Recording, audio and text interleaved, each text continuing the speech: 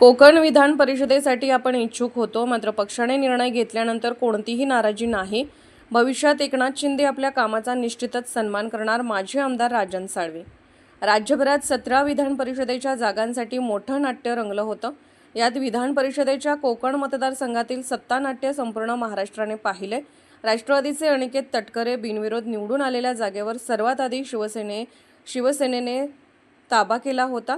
या ठिकाणाहून राजापूरचे माजी आमदार राजन साळवी इच्छुक होते, मात्र राष्ट्रवादीला ही जागा गेल्यानंतर आता पहिल्यांदाच त्यांनी यावर आपलं मौन सोडले. आपण नक्कीच या जागेसाठी इच्छुक होतोय, मात्र पक्षनेते एकनाथ शिंदे आणि पक्षाने घेतलेला निर्णय आपल्यासाठी सर्वोच्च असल्याचं राजन साळवी म्हणाले.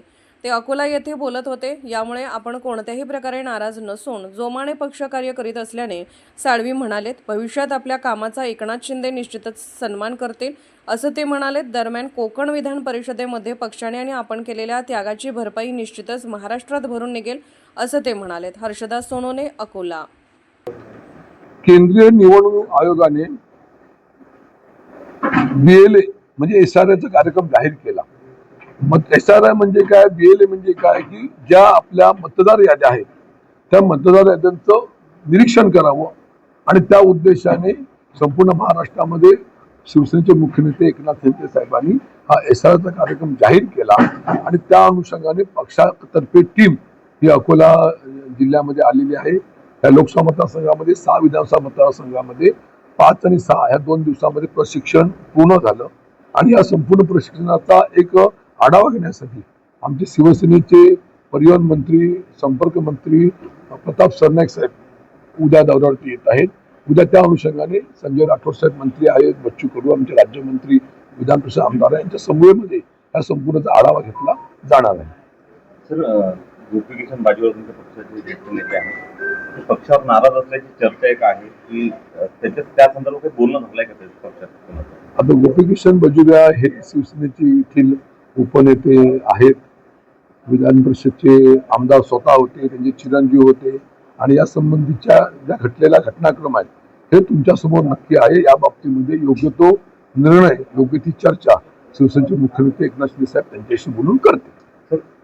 कोकणमध्ये तुमचा नॅचरल क्लेम होता असं बोललं जातं. तुमच्या नावाची चर्चा होती, तुमचं तिकीट फायनल झाल्याची चर्चा होती आणि ते राष्ट्रवादीच्या वाटेला मतदारसंघ गेलं. काय वाटतं तुम्हाला? तुम्ही नाराज नाही का? मग नाराज असतो तिथे काम केलं नसतं पक्षाचं. आज एकनाथ शिंदे साहेबांनी मला अकोला लोकसभा मतदारसंघासाठी पाठवलेलं आहे आणि एकनाथ शिंदे साहेबांच्या आशीर्वादाने, शिवसेनेच्या आशीर्वादाने मी गेले 40 वर्ष काम करताना 15 वर्ष आमदार म्हणून काम केलेलं आहे. त्यामुळे आमदार म्हणून नक्की समाधानी आहे. आज मला वाटतं की मी पक्षासाठी काम करावं आणि म्हणून मी अकोला लोकसभा मतदारसंघामध्ये पक्षासाठी काम करतोय. आमच्या कामावरती खुश होऊन एकनाथ शिंदे साहेब भविष्यामध्ये नक्कीच मला सन्मान करतील नाही माझी अपेक्षा. तटकरेसाठी जो त्याग केला पक्षाने त्याची भरपाई पक्षाला तिथे मिळावी. आपल्याला माहिती आहे की गेले 3 टर्म ज्या कोकण संस्थेमध्ये राष्ट्रवादीचे आमदार होते त्या ठिकाणी भास्कर जाधव होते राष्ट्रवादीकडून, अनिल तटकरे होते, अनिकेत तटकरे होते. त्यामुळे संपूर्ण महाराष्ट्राचा विचार करता 17 ठिकाणी प्रत्येक राजकीय पक्षाच्या युतीचं वाटप झालं होतं आणि त्या अनुषंगाने ती जागा ही त्यांच्या वाटण्याला होती आणि त्यांच्या वाटण्याला गेली. त्यामुळे आम्हाला थांबावं लागलं आणि एकदा आदेश आला, इच्छुक होतो, इच्छुक राहणं गरज नाहीये, पण एकदा आदेश आल्यानंतर आम्ही त्यांचं प्रामाणिक काम करण्याचा निर्णय घेतला होता.